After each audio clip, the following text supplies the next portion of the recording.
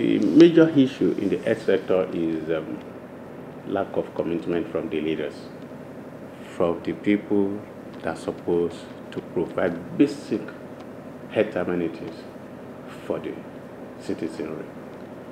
We have an issue where government failed to yield to the request of the medical practitioners and paramedicals. Therefore, strike today, strike tomorrow, incessant strike has been a major issue. So 2018 wasn't a good year because of lack of commitment to better health of the citizenry.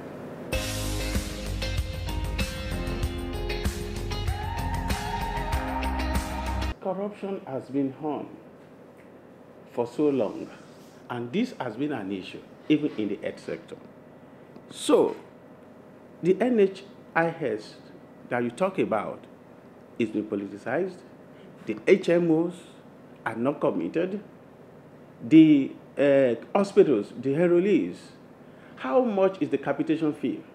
These are issues that needs to be revamped, readdressed, and reformed so that we can get it right in this country. As long as things are not done right, we are having square peg in a round hole, there will always be an issue. So therefore, NHIS is not a viable alternative, at least for now. So the health sector, I would say, is in shambles, is death on arrival until the stakeholders come together to come and fix it. The leaders must be ready, the followers must be ready, all the stakeholders must come on board without any sentiment for us to be able to move the health sector forward. To us in the private sector and to even the public sector, the practitioners on the field will tell you that we've not done well. Looking at the drug aspect, the medications, there are so many adulterations. You try to investigate a particular ailment, it tells us that, okay, these are the drugs sensitive to this microorganism. You get to the pharmacy to get these drugs, you see that those drugs are not just there. Where they are there, they are adulterated, they are not original. And you now see that these infections, this disease keep reoccurring. So how do we solve this problem? So until we are able to change all these things and let us have very potent, good drugs that will help to nail an infection in the bud once and for all. So when we are able to get all that, we say, yes, a healthy nation is a wealthy nation. When individuals are healthy, then they're able to put in their maximum capacity utilization will be very, very easy. But where that is not done, then we are in trouble.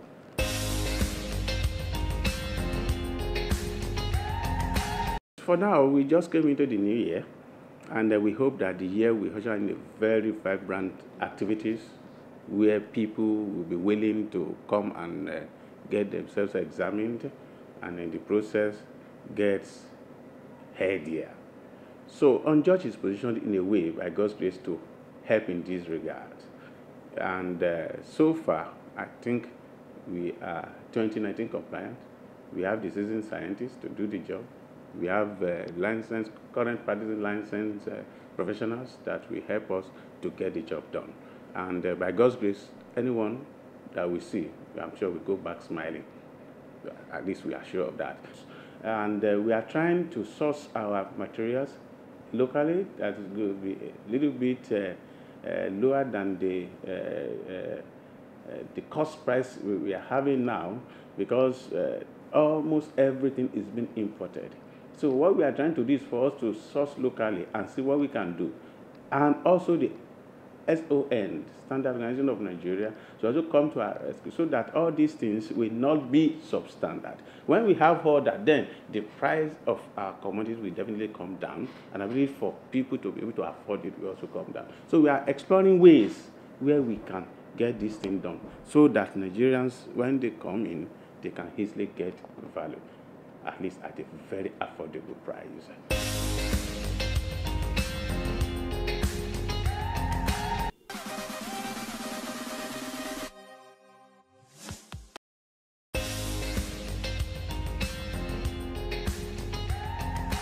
sector witnessed a bit of nosedive because from the backdrop of where we are coming from, and we expected to have done well in terms of improvement in the sector, but with the entire economic meltdown, the recession, so it also affected the healthcare industry. So in summary, we had a bit of nosedive, but you know, we kept our heads above the board and we're still okay.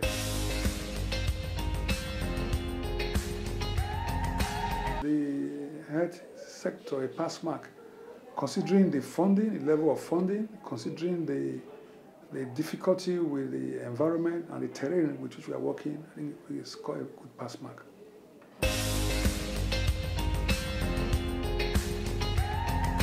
The corruption level is very high in this country, in all sectors, name it. And medical is not separated because it's a microcosm in a macrocosm. The medical sector cannot separate itself from the entire country. And yes, we have doctors that have a high level of integrity. We have plenty of them. But yet you find a few that are the naughty ones. And that's why that happened in the health sector. But thank God for the anti-corruption drive of this present government. So we hope that in a short while we'll clean out all the little bad heads we have in the health sector.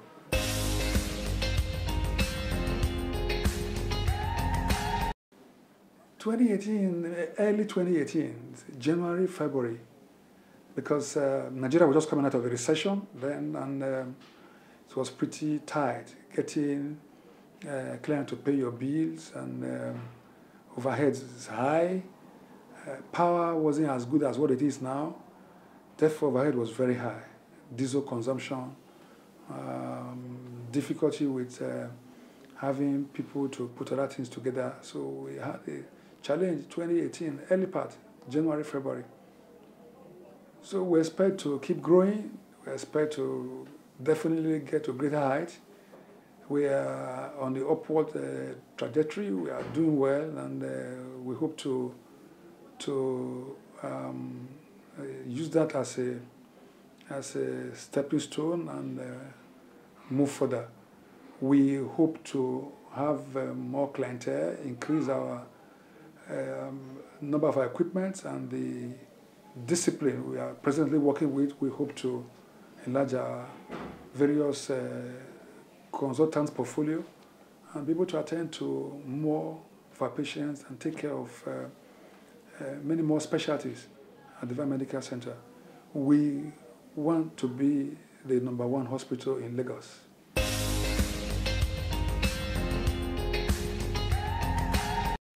God, only God. There's nothing a man can do by himself except by God. Without him, we can do nothing. God has been our help. God has been our source. Because, I mean, we just care, but God heals. And if He's with you, then you can succeed. And that is the bottom line of our success. Nothing but God. Nothing of our intellect, nothing of our capacity, but just God. Integrity, we treat as with the fear of God. We believe we have an assignment, and we are here. For me, it's a ministry. This is a medical ministry. And God has endowed us with it, and we have to do it. So we care and believe that God heals.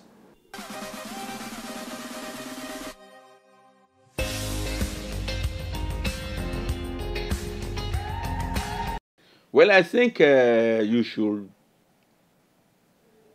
crawl before you walk.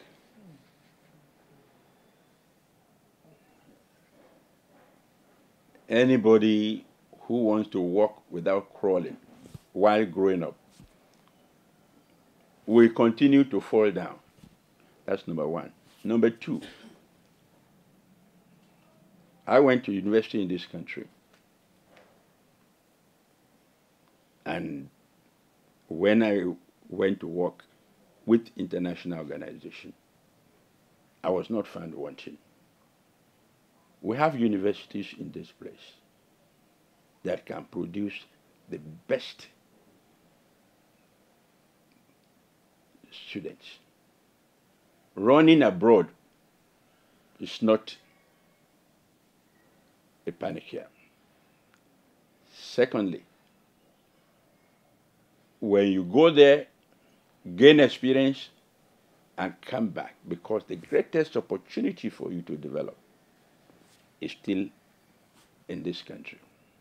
Taking a risk, across the desert or on the Mediterranean is foolhardy. It's short-sighted. So if you are determined and you want to succeed, I think the opportunities are much, much higher in this country for you to succeed.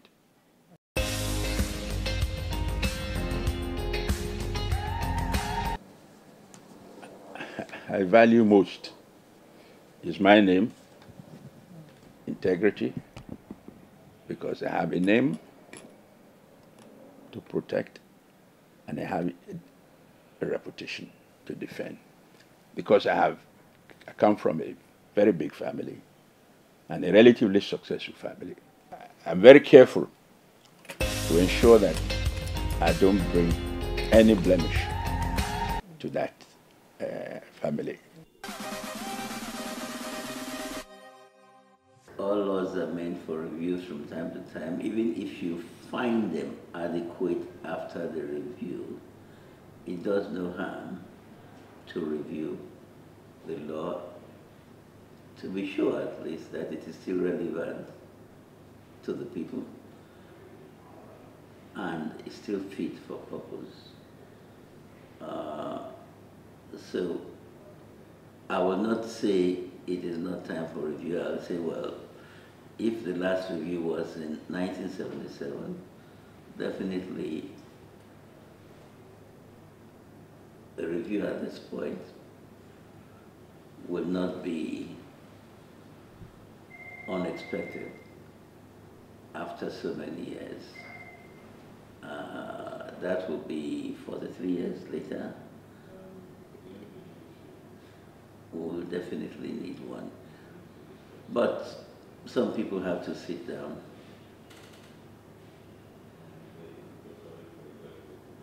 to agree on the objectives of that review. You don't do a review just for the sake of having a review. You must set out a proper agenda, what the objectives of the panel in the review should be, what are the things they are looking for, and what are the results they should come up with at the end of the exercise. First, I'll correct that I am a Nigerian. I'm not an expert. I've worked in the financial sector all my life. Whether that qualifies me as an expert, I don't know, but I've worked as an advisor all my life in the financial sector.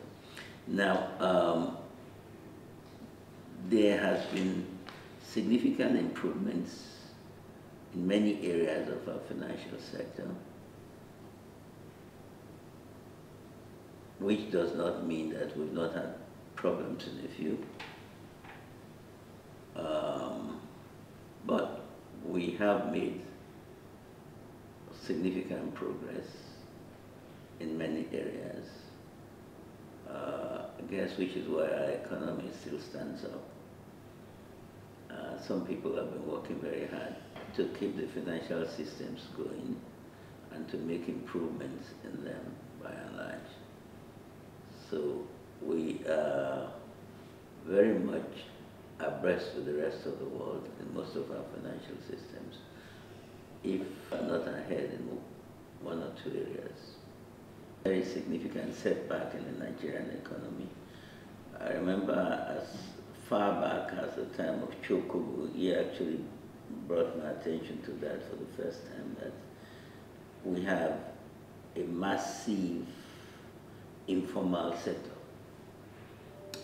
Because it's described as informal, those people hardly have any access to any form of credit, but they are a sizable part of our economy. because it's informal, they cannot walk into a bank easily for credit. But I guess between themselves, they may be able to arrange some credit, but not to a formal organization because they are described as an informal sector. And they constitute the bigger part of our economy once you remove the oil sector. These are the people who trade in the markets. Most of them don't have bank accounts and things. They are considered informal because they don't have records of the volume of business they do from day to day. And so they cannot go to a bank and say, I produce about 100 million a year. Would you, on the basis of this, lend me 10 million? Because they're not keeping the records, at least of.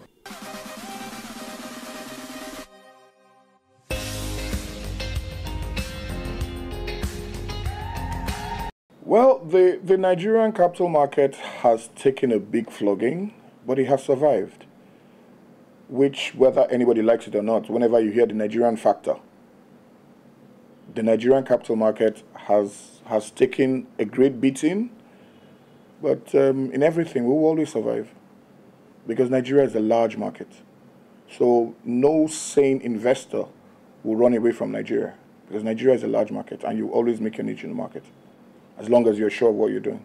Over the last year, we have tried to create a small niche in the bonds market, because when the equity market is not doing so well, the federal government introduced the federal savings bond, and in conjunction with the FMDQ,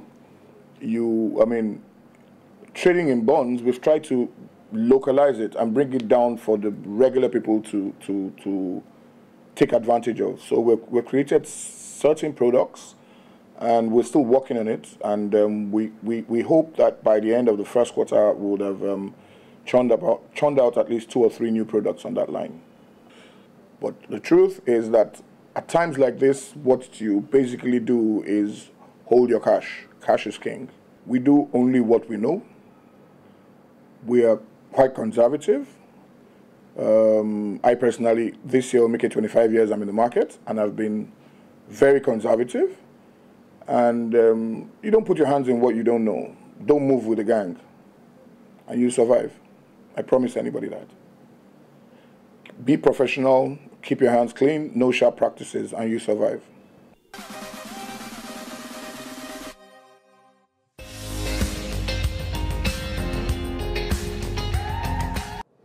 People have to be dedicated to their duties. People have to be professionals. And being a professional is carrying out your duties as real professionals. Whatever you are doing, not even whether as you're a doctor, an administrator, an engineer, an architect, you are doing it to the best of your ability. Seeing people that have other considerations rather than professionalism. When you think that the University College Hospital Ibadan was built with £500,000 in those days, and that meant that edifice called UCH, the School of Nursing, all the residences, including the clinical students hostel, everything in UCH, even the recreational facilities, were built with £500,000, including the equipment. Now, look at the shoddy contracts that are awarded and the amount of money that is spent to the detriment of the economy. So what should happen is people should become alive to their duties, to their professions.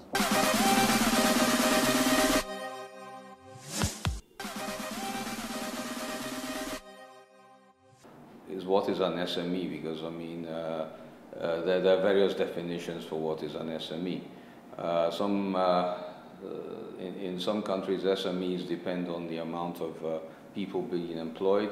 In other countries, it's the amount of turnover, and so on. So SMEs, if I'd refer to what we consider in Nigeria SMEs, well, that is small and medium scale, which means actually companies that are struggling and cannot necessarily afford to get what bigger companies can get.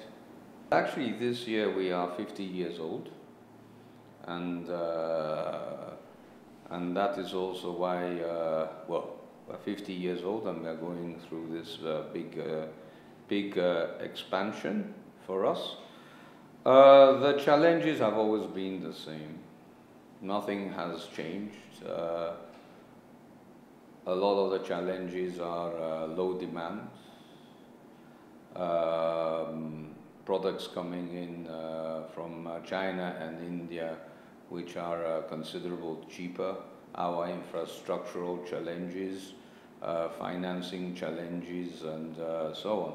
So, and to add to this, we need to add is the globalization challenge and the actual artificial intelligence challenge of the countries that are espousing artificial intelligence in the rest of the world. So the way we are going to deal with it is by actually moving into that technology to be able to put us up to that level as the countries that are in the forefront.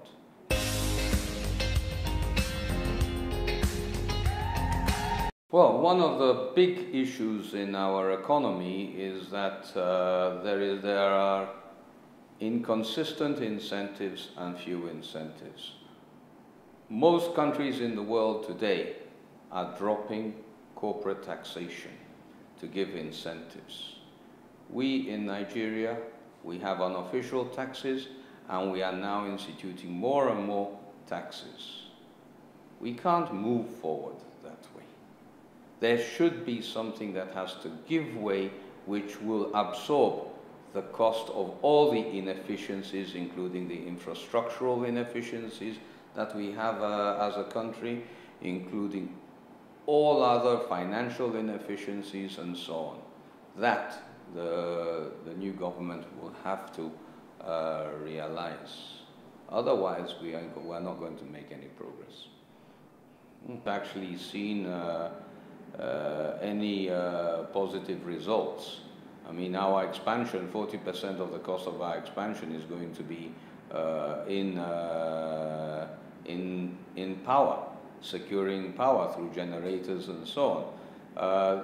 One thing that we are having hope is that with the privatization of the power sector, and if policies are being followed and so on, that we are hoping that in a few years we should be able to get at least stable power for certain industrial sectors to be able to make us competitive. It won't happen overnight.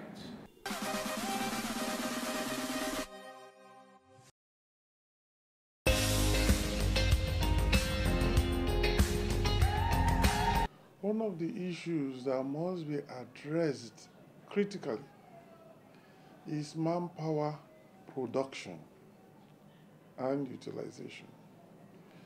If we are not able to produce the right kind of manpower and the right quantities and qualities that the health sector needs, then we are just playing, we have not started.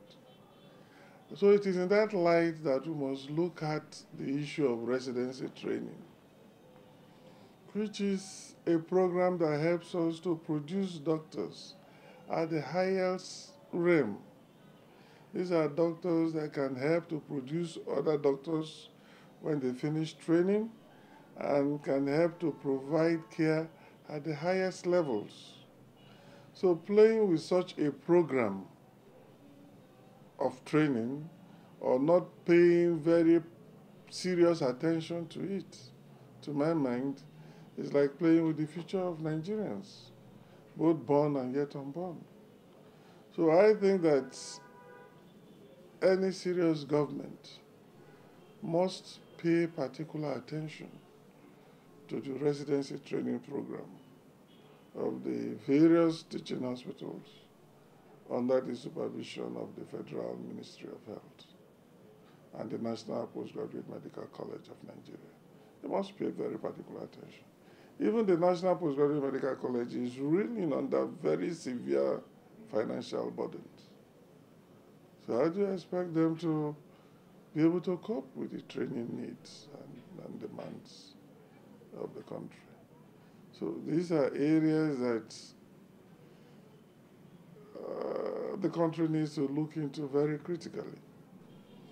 The second will be how to retain this level of manpower after they have been trained. Because, for instance, in this hospital, I lost 3 of my consultant anesthetists to brain drain in 2018.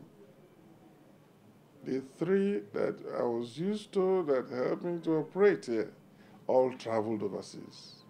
I had to start looking for new consultants. So, I mean, the rate of brain drain is a serious calamity. I see some people using all kinds of euphemisms to describe it, or some say even that it is good for the country. Teaching and specialist hospitals, special medical centers are properly funded, properly equipped, and so that they can come in with their special skills, high skills, and be able to practice.